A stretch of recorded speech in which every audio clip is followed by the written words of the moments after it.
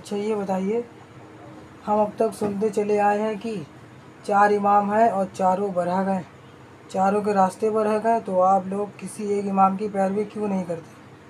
جب ان کے راستے ایک ہیں تو کیوں ایک کی کسی ایک پیروی کی کر لو، جیسے کہ بہت لوگ کرتے ہیں۔ کوئی حنفی ہے، کوئی شافعی ہے، کوئی مالکی ہے، کوئی حنبلی تھے۔ یہ چاروں اماموں کے راستوں پر چلیے تاکہ سب ایک ہو جائیں۔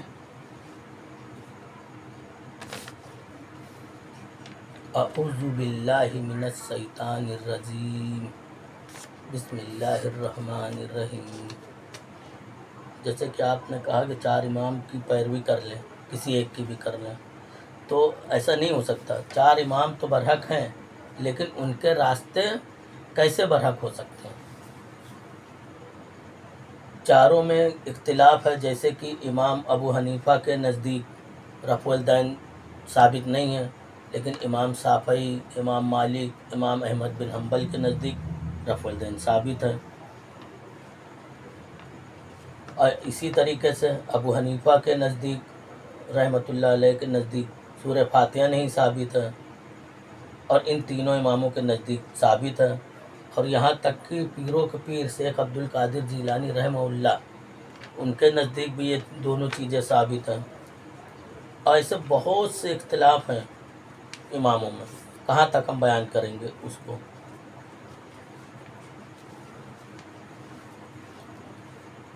اور رہی بات راستے کی، ان کے راستہ صحیح، تو راستہ کیسے صحیح ہو سکتا ہے؟ اس کے بارے میں تو اللہ کے رسول صلی اللہ علیہ وآلہ وسلم نے خود ہی فرمایا، ما انا علیہ و صحابی، جو میرے اور میرے صحابہ کے طریقے پہ ہوگا وہ وہی برحق ہے۔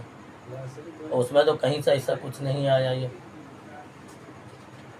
کہ 4 امام چاروں برحق۔ اس کے بعد اللہ کے رسول صلی اللہ علیہ وسلم نے ہم کو ایک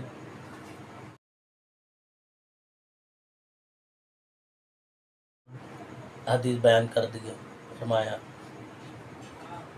ابن ماجہ کی حدیث ہے وہ، ان جابر بن عبداللہ قال كنا عند النبی صلی اللہ علیہ وسلم فخط خطا وخط خطین عن یمینہ وخط خطین عن یسارہ ثم وضع یدہ فی الخط الاوسط فقال ھذا سبیل اللہ ثم تلا ھذہ آیات ان ھذا صراطی مستقیما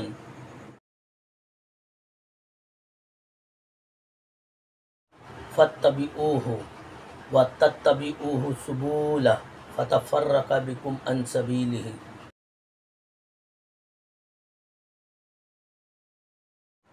حضرت جابر بن عبداللہ رضی اللہ عنہ سے روایت ہے، انہوں نے فرمایا، ہم نبی صلی اللہ علیہ وسلم کی خدمت میں حاضر تھے۔ آپ صلی اللہ علیہ وسلم نے ایک خط کھینچا سیدھے سے، پھر اس کی دائیں طرف 2 خط کھینچے، اور اس کی بائیں طرف 2 خط کھینچے، پھر درمیان والی لائن یعنی کہ بیچ والی جو خط ہے، لائن ہے، اس کے اوپر انگلی رکھا۔ آپ صلی اللہ علیہ وسلم نے ہاتھ رکھ کر فرمایا، یہ اللہ کا راستہ ہے، یہ جو بیچ والی لائن ہے یہ اللہ کا راستہ ہے۔ پھر یہ آیت تلاوت فرمائی، وَأَنَّ هَٰذَا صِرَاطِي مُسْتَقِيمًا، اور یہ میرا راستہ ہے سیدھا، لہٰذا اس کی پیروی کرو، اور وہ جو دوسری راہیں ہیں جتنی بھی، 2 ادھر 2 ادھر، 2 دائیں 2 بائیں طرف، اس کی پیروی مت کرو، اس کی راہوں پر مت چلو، ورنہ وہ تمہیں اس اللہ کی راہ، یعنی کہ جو یہ جو بیچ کی لائن ہے یہ اللہ کی راہ، اس راہ سے دور کر دیں گے۔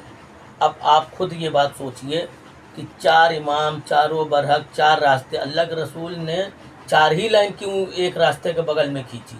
2 2 4۔ آج پورے معاشرے میں یہ پھیلا ہوا ہے کہ 4 امام چاروں برحق، چاروں جنتی، 4 امام چاروں برحق۔ 4 امام تو برحق ہو سکتے ہیں، ان کی راہ کیسے برحق ہو سکتی ہے؟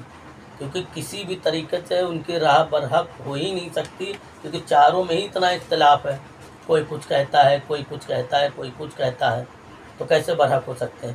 برحق صرف اور صرف میرا اللہ، اس کے رسول صلی اللہ علیہ وسلم کی راہ ہے، جو ایک بیچ والی راہ ہے، سیدھی راہ ہے، اس کے سوا کوئی اور راہ نہیں ہو سکتی۔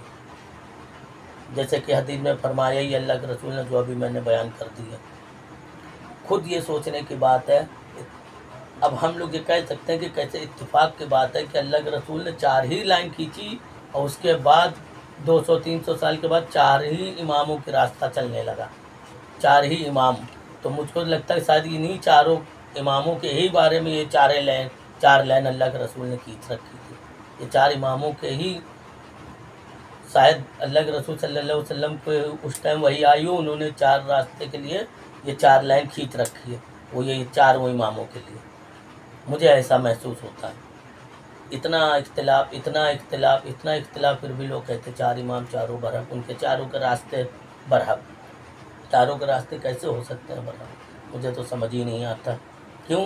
کیونکہ 4 اماموں کے بارے میں اللہ کے رسول صلی اللہ علیہ وسلم نے جو لائن کھینچ دی، مجھے تو لگتا ہے کہ 4 اماموں کی لائن ہے۔